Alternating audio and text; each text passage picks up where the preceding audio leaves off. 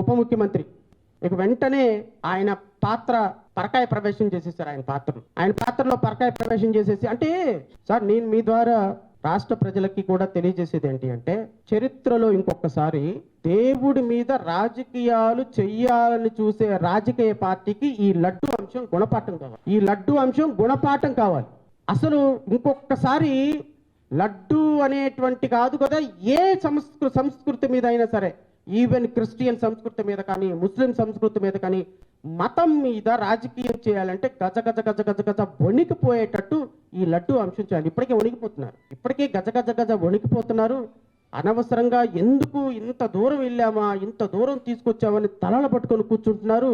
ఏం చేయాలో అర్థం కావటం లేదు, ఎలా ల్యాండ్ అవ్వాలో అర్థం కావటం లేదు, మొదలుపెట్టిన ఇష్యూని ఎలా క్లోజ్ చేయాలో అర్థం కావటం లేదు.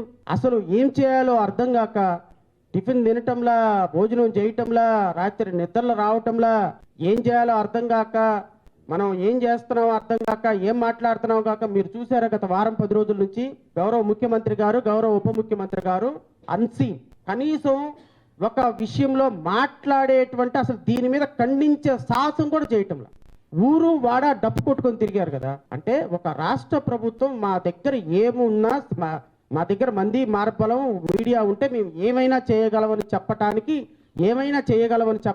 లడ్డు అంశమే తార్కాణం. ఈ లడ్డు